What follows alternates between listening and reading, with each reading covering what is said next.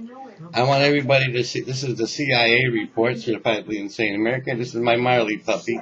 We call him Seth, though. Where's the Marley puppy? He's there. Oh, here he is. Behind your head. See my Marley puppy? Looks nothing All like right. Marley. I wanted to show you something cute before I got serious. And basically, in the Certifiably Insane America report, when I'm saying serious, I'm going to talk and I'm going to direct this to Hannity, Rush Limbaugh, and O'Reilly. When are you guys going to wake up? You know, I've been between 10 and 2 years ahead of everything you've been saying right now, and you know that from the letters I sent you years before you got to this point of saying what I was saying. You know, catching on a little bit late, and then reporting it late, and it's like you're 15 minutes late all the time. I'm going to give you something that I told you now for the last, year, maybe.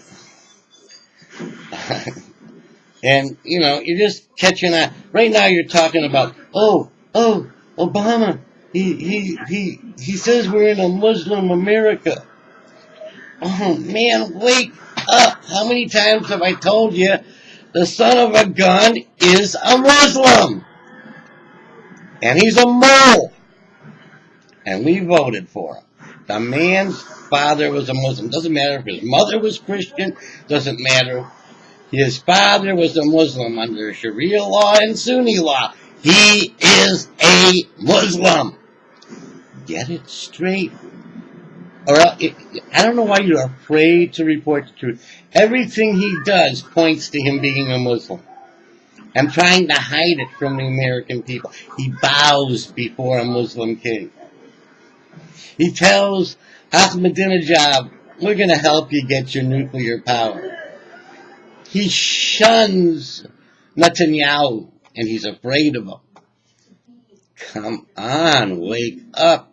You voted in a Muslim. That's why he calls us a Muslim in America. He thinks with him as president, America is a Muslim country. Because he's going to favor the Muslim people.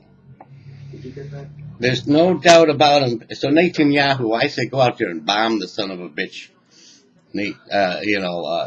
Because he's gonna allow them to bomb you. And the funny thing is, if Iran bombs Israel with a nuclear bomb, do you know how many Palestinians they're going to kill too, also, along with? Do you think they really care? No, they're going to just send them all to paradise. You know, remember when I talked about, a Muslim terrorist versus the guy that kills babies being a terrorist, Tiller? Which would, and the guy that, would shoot the Muslim terrorist would be called a patriot, but the guy that shoots the baby terrorist called a murderer? That's what happens when a court legislates law, not the legislators. But that's beside the point. Right now, we got the head of this country as a part of a socio-fascist snake that is the Senate and the Congress. And they're putting in socio-fascist judges to legislate from the bench. You're going to have the full body of the snake with the head being a Muslim. The devil himself is probably a Muslim. Why do I say that? Why do I say, let me get to one final point here. I'm directing this to Christians. It's about time you guys woke up too. All right? I'm tired of Christians who have constantly learned the revelations as a prophecy, and that at the end of that prophecy, God comes and saves them. You know what a prophecy is? A prophecy like the revelations is the worst possible thing that can possibly be done as a future event. In other words, if you can think of all the different sequencing of politics and history and mankind, and pick out the worst things to do that would make God have to come and save you. That's what the prophecy of Revelation is. So, is it really a prophecy? No, I think Christians have taught it as a prophecy, and they've taught it incorrectly. What it really is a warning of the worst possible future, where God would have to come and save you. The best possible. So, how should a Christian through the century taught Revelations? That it was a warning from God. Don't let these things happen, or God will have to come and save you. In other words, but instead, they get self-fulfilled on it. The world sees this book as a way to move the religious engines in such a way that by 2010, 2012, we'll have that nuclear war, that army. Come on, wake up, Christians. It was a warning from God, not a prophecy. Instead of these things happening, all along you should have been doing everything to avert those things happening. Whatever it says was done to get to that point, you should have been trying to undo. Not let it happen. Then you wouldn't need God to come.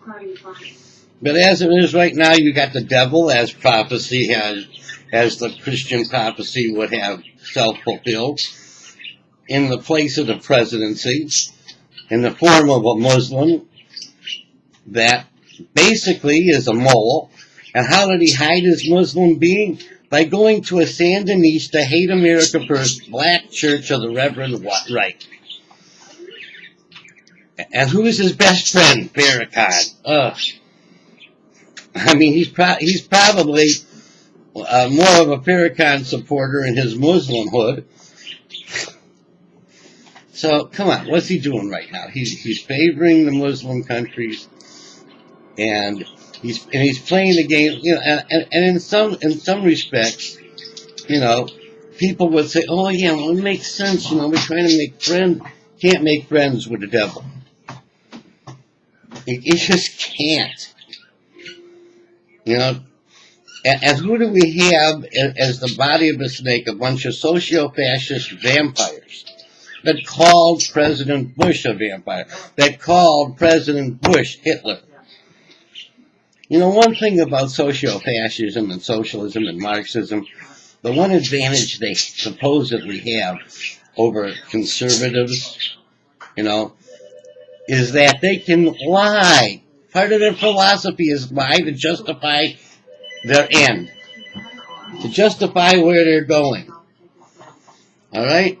Well, I'm sorry, but you got to read through the socialist lie, the Marxist lie that is also the Muslims want to destroy America. They would like to take it over internally too.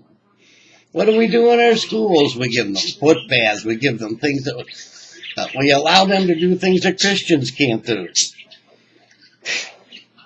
I give up. America, if you don't wake up and realize that when Obama says we're more of a Muslim country than a Christian country, it's because the head of the country is a Muslim. A Muslim. Get it straight. You hear that, Hannity? You hear that, O'Reilly? You hear that, Glenn Beck? Why are you hedging on the truth? The truth is, and maybe he'll even say it someday, truthfully, yes, I am a Muslim. He can't deny it. He was born a Muslim. His father was a Muslim. Well, these are all facts.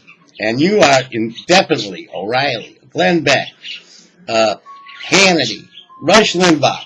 You are all in denial, and that's a very deep river in Muslim territory. In Egypt. All right. That's all I have to say. Wake up, smell the coffee. And you know, the coffee can at least be Juan Valdez Colombian, which we're not trading with the right way, but Chavez is more to the right than Obama.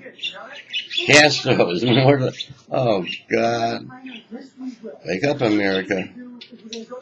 You voted for him. This is the CIA report. See ya. Have a nice day. How do you turn this? Come on, Jojo, turn this off.